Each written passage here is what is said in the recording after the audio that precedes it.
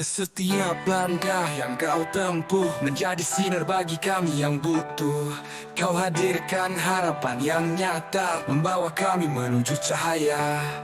Dengan cintamu kau pancarkan kekuatan untuk masa depan yang gemilang. Guru penggerak, tergerak, bergerak dan menggerakkan, menyalakan api perubahan, menginspirasi setiap impian. Oh, oh, oh. Guru penggerak, tergerak, bergerak dan menggerakkan. Oh. Bismillah. Pak Joko, hari ini sehat kabarnya? Alhamdulillah, Mbak Dika, sehat. Hari ini ngajar full ya Pak Joko ya? Hari ini tadi kebetulan sedang ada asesmen tengah semester gasal, Pak. Jadi untuk ngajarnya sementara ini bisa ya lumayan slow lah Pak ini. Alhamdulillah. Tempatnya Pak Joko masih ada asesmen tengah semester ya? Iya Pak, masih ada Pak. Jadi ya, sampai ya masih dipertahankan Pak untuk kegiatan asesmen. Kan untuk penilaian sumatifnya begitu ya Pak. Selain dengan nilai-nilai ulangan dan juga nilai formatifnya itu diambilnya dari nilai ini sumatif ini asesmen ini. Hasilnya anak-anak bagus Pak Joko?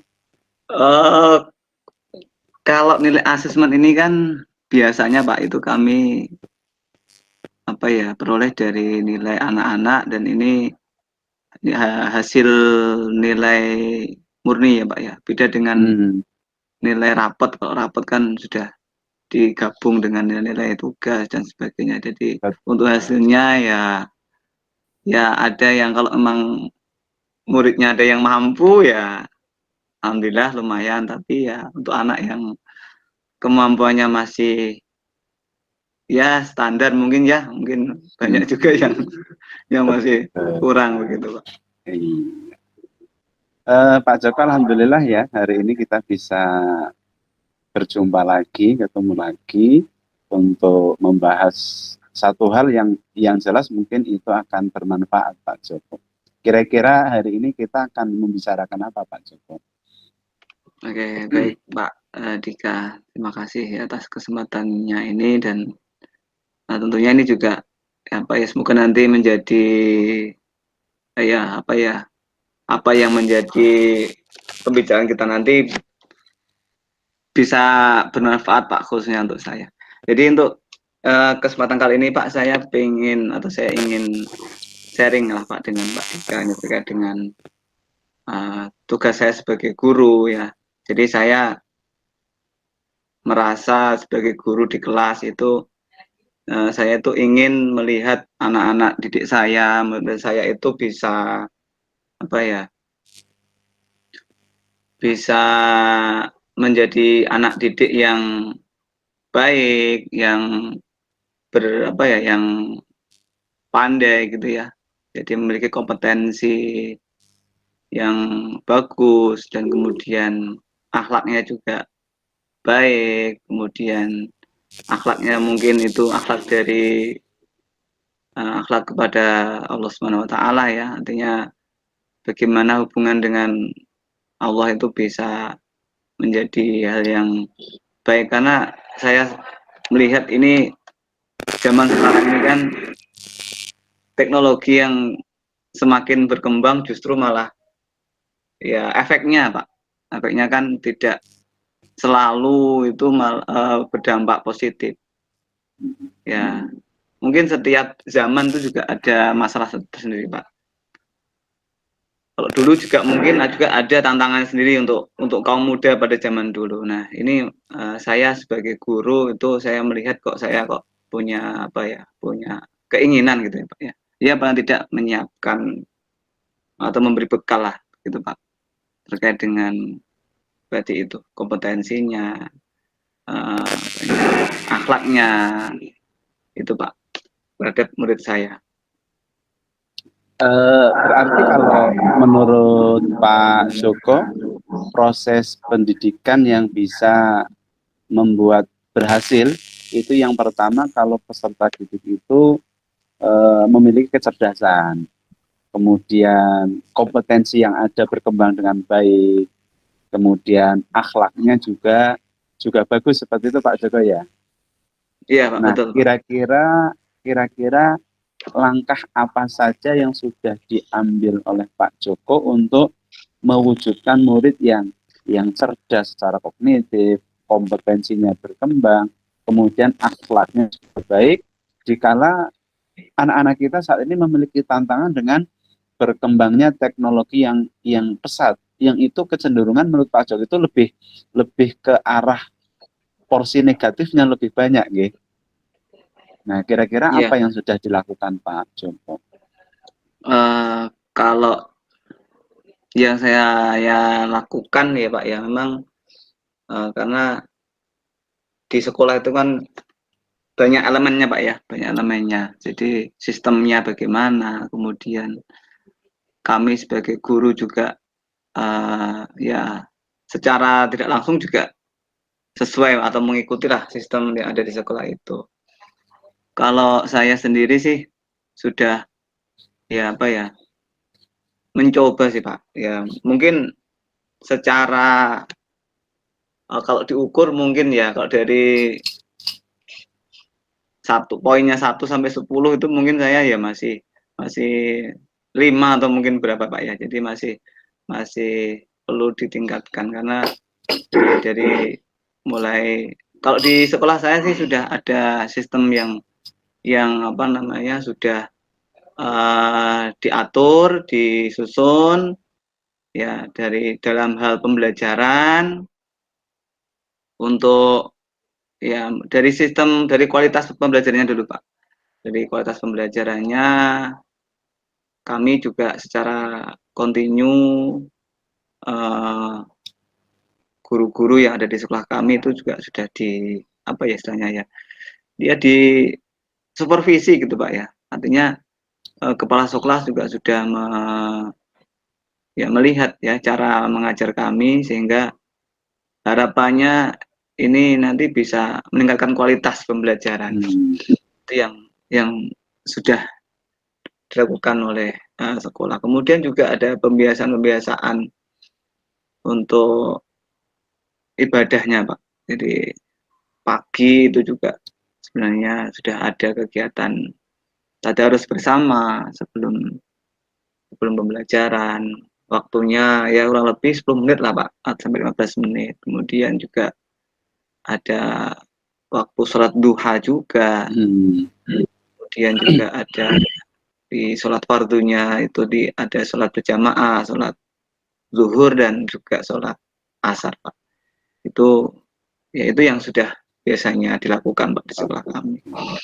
Jadi sudah banyak hal ya ternyata yang sudah dilakukan oleh Pak Joko selaku guru secara pribadi maupun sekolah untuk tadi mewujudkan anak-anak yang memiliki kecerdasan, kompetensinya semuanya bisa berkembang, kemudian akhlaknya baik. Kira-kira dari apa yang sudah Pak Joko lakukan, kemudian anak-anaknya itu keberhasilannya itu tingkatnya kalau diangkakan, dipoinkan dari 1 sampai 10 kira-kira tadi pastinya di angka berapa Pak Joko?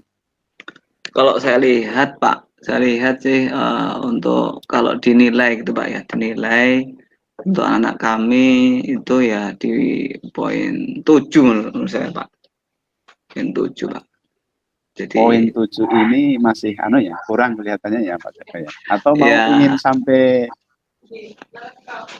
berapa Pak Joko? menurut saya 7 itu bisa dibilang masih kurang Pak menurut saya Pak. Masih kurang Pak. Jadi mungkin kalau bisa 8 lah Pak. 8. Kalau saya 9 kayak saya belum berani Pak karena dengan apa ya? Karena juga ya mungkin nanti dari 7 ke 8 nanti seperti apa itu juga butuh sekali kayak ya program-program atau mungkin dan juga nanti kolaborasi nanti juga dengan yang lainnya Pak. Jadi menurut saya berani 8 aja Pak. Berarti Pak Joko, dari apa yang sudah dilakukan ternyata sekarang poinnya baru di angka 7 nggih. Kemudian Pak Joko mengharap di angka 8. Tentu harus ada program-program baru, hal-hal baru yang akan Pak Joko lakukan. Kira-kira hal apa yang akan Pak Joko lakukan supaya anak-anak bisa mencapai di angka 8, Pak Joko? Ya, mungkin saya ya artinya saya akan merefleksi Pak. Refleksi apa yang selama ini sudah dilakukan ya Pak ya. Jadi menurut saya yang sudah dilakukan itu juga tidak semuanya buruk ya Pak. Tidak semuanya gagal juga mungkin ya. Jadi akan kami refleksi dulu kegiatan-kegiatan atau program-program yang kira-kira itu masih perlu apa ya dilanjutkan gitu ya Pak ya mungkin. Kemudian juga nanti akan juga selalu ya sharing mungkin ya, sharing dengan teman-teman rekan sejawat mungkin kalau biasanya nanti ketika sharing itu ada ide-ide mungkin ya, ide-ide dari teman-teman ini. Kemudian berikutnya mungkin kalau sudah ada bahan yang cukup mungkin nanti bisa sharing kepada manajemen sekolah atau mungkin dari pihak dari kepala sekolah pada kepala sekolah terkait dengan bagaimana nanti langkah-langkah yang sebaiknya kami lakukan gitu Pak mungkin. Oke, luar biasa Pak Joko ya. Berarti nanti ada dari program yang sudah berlangsung, nanti akan ada refleksi atau mungkin evaluasi gitu. Dan kemudian nanti akan ada semacam diseminasi atau diskusi dengan rekan sejawat untuk menggali lebih jauh kira-kira program yang sudah berjalan masih efektif atau kemudian perlu program baru ngaten nggih Pak Joko. Nah, kira-kira kapan Pak Joko akan melakukan kegiatan refleksi dan nanti diskusi dengan teman sejawat? Oke, karena ini menurut saya juga satu hal yang penting ya Pak ya. Jadi hal yang penting dan juga ya apa ya ngapain harus ditunda-tunda Pak ya. Jadi mungkin lebih baik itu secepatnya saja Pak Dika. Jadi mungkin saya dalam waktu dekat ini mungkin ya bisa ya minggu ini saya mungkin bisa mulai berbicara mungkin Pak dengan rekan saya di sekolah terkait dengan apa saja mungkin program-program yang bisa apa ya yang bisa mungkin menjadikan nanti ke depan itu anak-anak bisa memiliki sesuatu yang ya apa ya bisa mereka bawa ketika lulus gitu ya dan tentunya hal-hal yang saat ini mungkin sudah berjalan ini nanti kita ya tadi itu ya mungkin akan saya tanyakan juga bagaimana apakah sudah perlu direvisi dan sebagainya intinya akan lebih baik kalau segera Pak mungkin minggu ini Pak.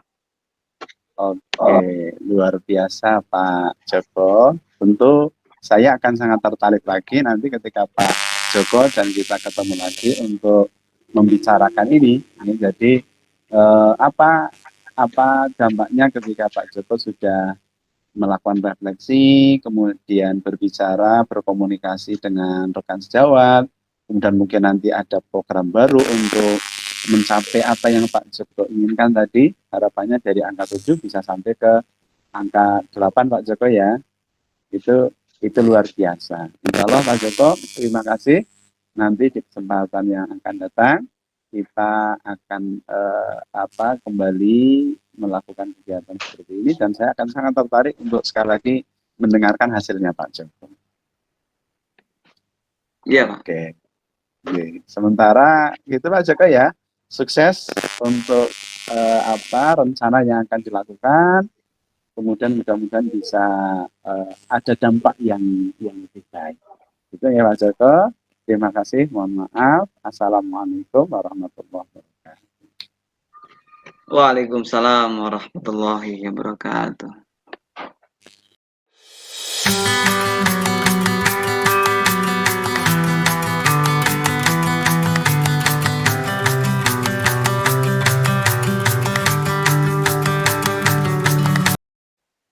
Assalamualaikum warahmatullahi wabarakatuh, Pak Dika. Waalaikumsalam warahmatullahi wabarakatuh, Pak Joko. Alhamdulillah berjumpa lagi ya Pak Dika. Di Alhamdulillah. kesempatan hari ini, bagaimana Pak Dika kabarnya hari ini? Alhamdulillah lebih baik Pak Joko. Alhamdulillah. Sibuk apa sekarang nih kegiatan di sekolah? Biasa rutinitas keseharian, membersami anak-anak, belajar, khususnya belajar agama Pak Joko. Alhamdulillah ya. Sekarang anak-anak masuk atau ada kegiatan di luar Pak? Kalau yang hari ini anak-anak masuk full di sekolah Pak Joko. Jadi dari pagi sampai siang, ya alhamdulillah berkegiatan di sekolah. Oke, baik Pak Dika.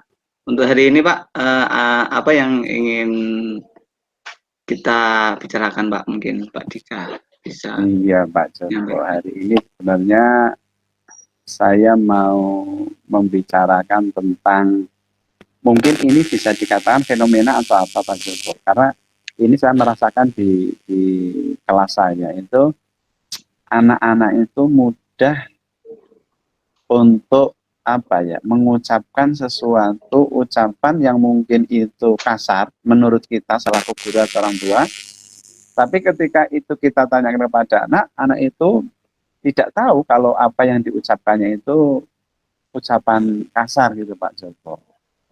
Jadi serba susah kita. Karena menurut pandangan anak-anak dan teman-temannya itu ucapan biasa keseharian mungkin. Tapi kita sebagai orang tua, kita menganggap bahwa itu sebenarnya nggak boleh dan nggak pantas untuk diucapkan oleh seorang anak. Iya, iya. Baik Pak. Sejauh ini ketika anak seperti itu ya Pak Dika ya, itu yang sudah dilakukan Pak Dika apa Pak biasanya Pak? Tentu kalau kita ada anak mengucapkan sesuatu yang kasar, kita panggil. Kita yang pertama melakukan treatment untuk beristighfar.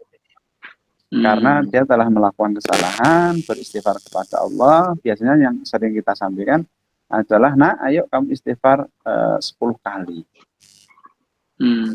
Nah, mereka mau istighfar. Nah, kadang kan ketika anak tidak tahu apa yang diucapkannya, kemudian tiba-tiba disuruh istighfar, itu mereka pun akan menyangkal gitu, menyangga.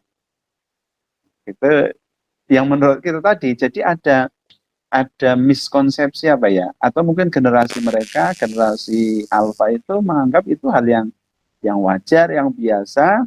Tapi kita selaku generasi, mungkin generasi Z ya, atau generasi X gitu, itu hal yang tabu seperti itu. Jadi ada pergeseran pergeseran pakem atau apa itu Pak Joko?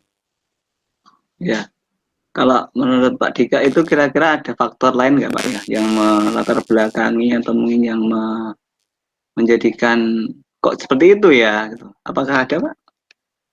Faktor lain. Jadi kalau dalam analisa saya itu mereka sebagai korban Pak Joko, sebagai korban dari lingkungan yang tidak baik. Lingkungan ini bisa lingkungan dalam bentuk lingkungan nyata maupun lingkungan dunia maya, gitu. Karena bahasa mereka itu kan sangat terpengaruh oleh lingkungan sekitar. Contoh ketika anak-anak yang sudah terbiasa main game, itu biasanya di bahasa-bahasa yang ada di game itu kadang bahasa-bahasa yang kasar. Kemudian mereka adopsi dan mereka praktekkan di sekolah, Pak Joko. Iya, iya. Betul, betul, betul. Kemudian juga mungkin ada juga Pak dari sisi lain mungkin seperti apa Pak peran mungkin orang tua Pak menurut Pak Dika?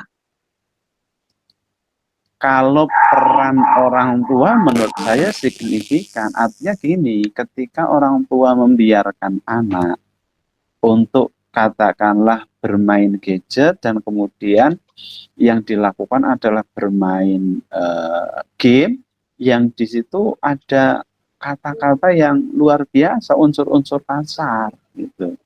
Jadi menurut saya orang tua juga harus berperan aktif menseleksi ketika orang tua sudah memperbolehkan anaknya untuk megang HP, mungkin lebih ke pengarahan untuk yang mainkan itu mungkin hal-hal yang positif seperti itu. Kalaupun game mungkin ya sewajarnya game yang tidak ada muatan-muatan atau unsur-unsur yang di dalamnya ada perkataan-perkataan yang kasar. Ya, artinya orang tua kalau boleh saya katakan orang tua juga harus ikut serta gitu Pak ya dalam juga mengawasi perilaku anak ketika bermain gadget gitu ya Pak ya. Mungkin seperti itu ya. Betul. Oke. Jadi kondisinya seperti itu. Lingkungan juga tadi mungkin karena faktor ya tadi itu ya pergaulan juga gitu. Baik Pak. Menurut Pak Dika mungkin apa rencana yang mungkin Pak Dika akan lakukan ke depan ketika menghadapi murid yang seperti itu Pak Dika?